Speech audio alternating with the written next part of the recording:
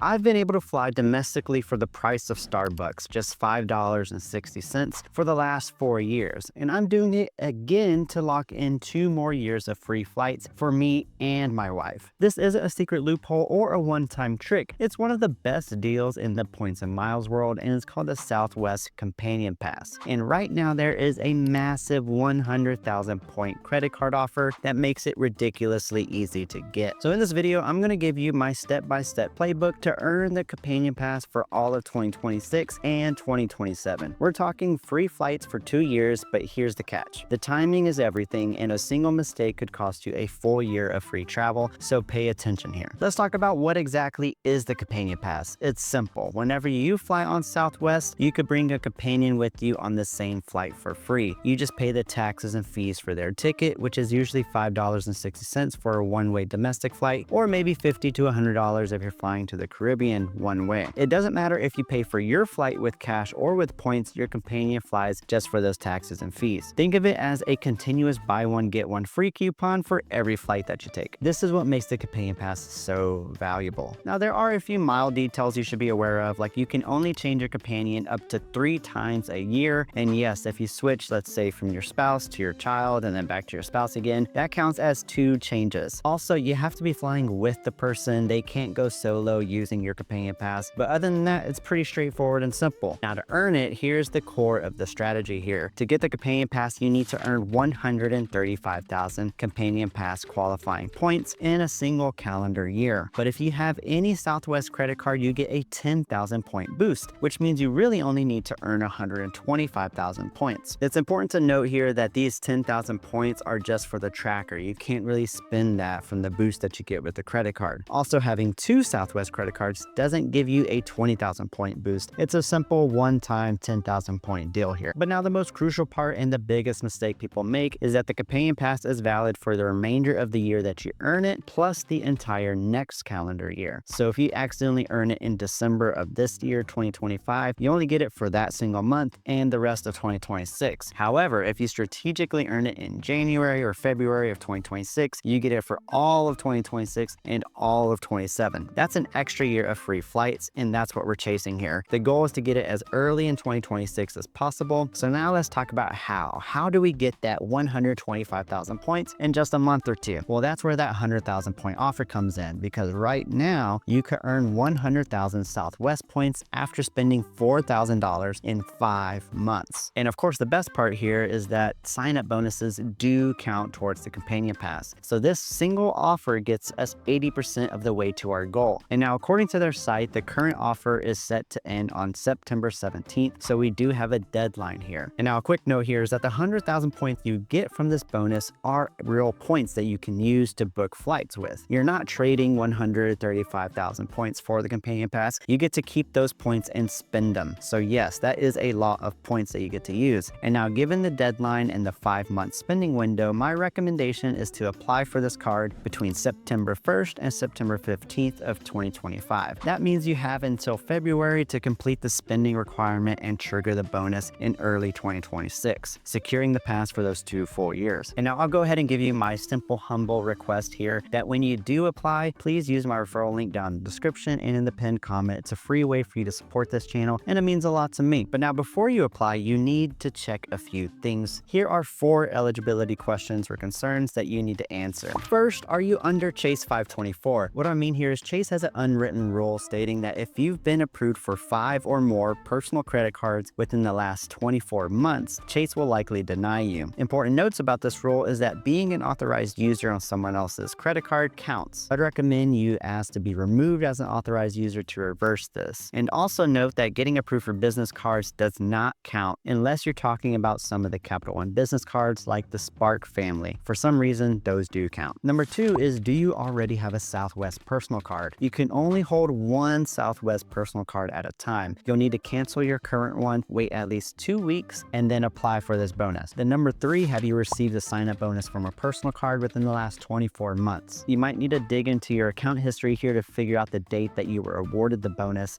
and you need to apply 24 months after that date. And do note here, I'm not talking about the date that you're approved for the card, but the date you received the bonus. So if you've just gotten a Southwest card within the last 1.5 years, you likely won't be able to take advantage advantage of this deal. And then lastly, do you have a Southwest business card? If so, good news. It doesn't matter. Having a Southwest business card does not actually affect your ability to get a personal card and its bonus. We'll come back to the Southwest business cards here soon. Once that is out of the way and you're approved for the card, the battle has just begun because now you have to take care of that spend. Remember, timing is everything. The key is to spend maybe about $3,000 of that $4,000 requirement by the end of December, so that way you get most of the way there. And then you can leave maybe about $1,000 or so to spend in January to meet that bonus in 2026. A common mistake that gets people to trigger the bonus in 2025 instead of 2026 is returning purchased items. It's just confusing. You wouldn't think that it would count towards a spend requirement, but often it does. And so some people overspend too early, triggering that bonus early. So aim to slightly underspend before January so you don't trigger the bonus, and then overspend in January to get past the threshold for the bonus, and so that way you don't run out of time. Another small tip that I personally do is that I don't put any recurring payments on this card to avoid any accidental bonus triggers either. But let's fast forward time. Let's say it's February 1st. You just got your 100,000 points and you've got that 10,000 point boost from just having the credit card. That means you probably need about 24,000 or so more points in order to reach it, because let's say you spent the 1,000 points in 2026 so far to reach the rest of that bonus. To earn the remainder of those points, you have two clear paths here. Option A is to get a business card. Like I said, you can get a second sign-up bonus from a Southwest business card. These bonuses are usually 60,000 points or 80,000 points, depending on which card you get, which will easily get you over that 125,000 point threshold. The best part, like I hinted at earlier, is you can hold both a personal card and the business card. I'd recommend applying for the business card in early December, so that way it'll be about 90-ish days since your previous application for the personal card, which is a good enough time to let your credit report breathe a little bit. Plus, then you'll have December and then of course the beginning of 2026 to get that bonus as soon as possible. This path gets you two big sign-up bonuses, which will be a lot of points that you have, but you'll be paying 2 annual fees, which will cost you a minimum of $248 depending on which credit card combinations you choose. Now, if you don't want 2 Southwest credit cards, then here's option B. It's through organic spending. You need to earn the remainder 24,000 points through everyday spending, which, yes, I know $24,000 is a lot, but here are 4 ways to make it a bit bearable and maybe cut that in half. Number 1 is to utilize other people's money. So offer to pay for big group meals or ask to pay for a friend's rent or other large purchase with a card and have them pay you back. And then number 2 is by booking travel. So of course you can earn multiple points per dollar whenever you buy Southwest tickets, depending on what fare class you choose. And of course you get some bonus points with your credit card. But another great way of earning chunks of points is by booking a hotel. If you go to southwesthotels.com and then search where you want to go, then over on your filters left, hit sort by most points earned. You'll see that there are some hotels that'll give you 10,000 points per night or smaller lump sums depending on which hotel you want to stay at. And you can sometimes find some good bonuses for a decent price, like this one here for $329. Then you have the Southwest shopping portal where you can earn extra miles whenever you're buying stuff online. You can get some decent multipliers earning multiple points per dollar. But also they sometimes have offers that give you lump sums of points, like some meal kits giving you 2,000 plus points whenever you sign up. Just be sure to pay attention to the terms and make sure you keep the account open long enough to get those points. An important note here, sometimes they do run these bonuses here where you can earn, let's say, 2,000 points if you spend a certain number of dollars in a short amount of time. It's important to note that these bonuses typically don't count towards the Companion Pass tracker, but these small bonuses that you get from these meal kits and whatnot do count. A tool I like to use to kind of help narrow down these offers is SaveWise. They have a nice little tool. If you go to top offers and then select miles, you can filter for the Southwest portal,